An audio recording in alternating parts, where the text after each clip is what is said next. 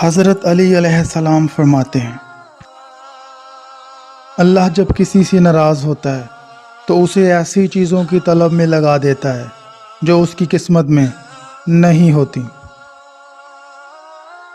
جو تم کو خوشی میں یاد آئے تو سمجھو تم اس سے محبت کرتے ہو، اور جو تم کو غم میں یاد آئے تو سمجھو وہ تم سے محبت کرتا ہے۔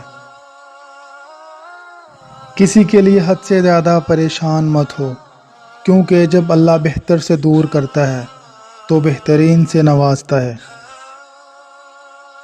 ان لوگوں پر اعتبار کرو جو تمہاری 3 باتیں بھانپ سکیں: تمہاری ہنسی میں پوشیدہ درد، تمہارے غصے میں تمہارا پیار، اور تمہاری خاموشی میں پوشیدہ وجہ۔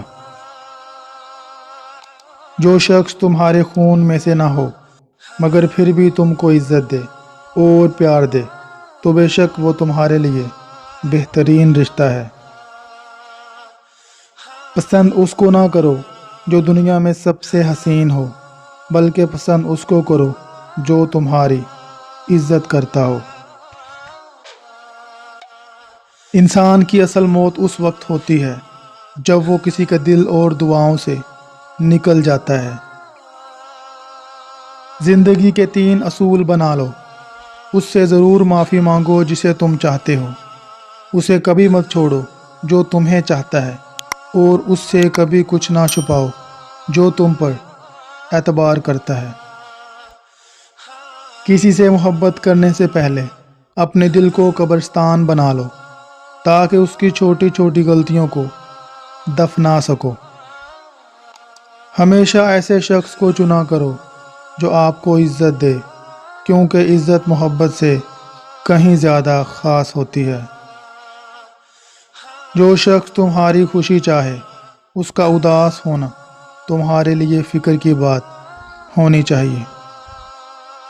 لوگ تمہیں بے عزت کرنے کی لاکھ کوشش کریں گے، لیکن یاد رکھنا عزت اور ذلت اللہ کے ہاتھ میں ہے۔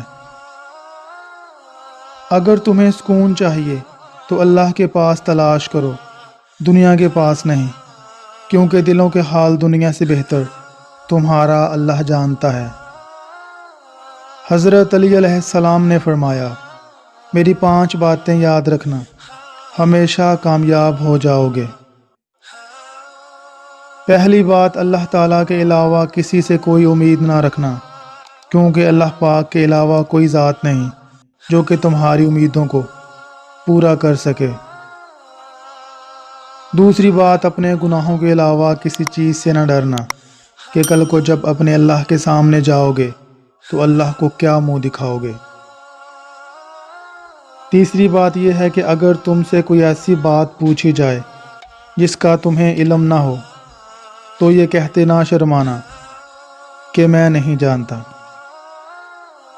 اور چوتھی بات یہ ہے کہ جس بات کا تمہیں علم نہ ہو تو اس کے بارے میں علم حاصل کرنے کی کوشش کرو۔ اور 5ویں بات یہ فرمائی کہ صبر کرو، ہر حال میں صبر کرنا انسان کے لیے بہتر ہے، اور صبر ایمان کا حصہ ہے، بلکہ یہاں تک فرمایا کہ صبر کا مقام ایسا ہے جیسا بدن میں سر کا مقام ہے۔ ہزاروں لوگوں میں سے اس ایک کو عزیز رکھو جو تمہاری غیر موجودگی میں بھی تمہاری عزت پہ کوئی داغ برداشت نہ کرے۔ خدا کے نزدیک کسی انسان کی عزت جتنی زیادہ ہوتی جاتی ہے، اس کا امتحان بھی اس قدر سخت ہوتا چلا جاتا ہے۔ سب سے قابل نفرت وہ شخص ہے جو لوگوں میں عیب تلاش کرتا ہے۔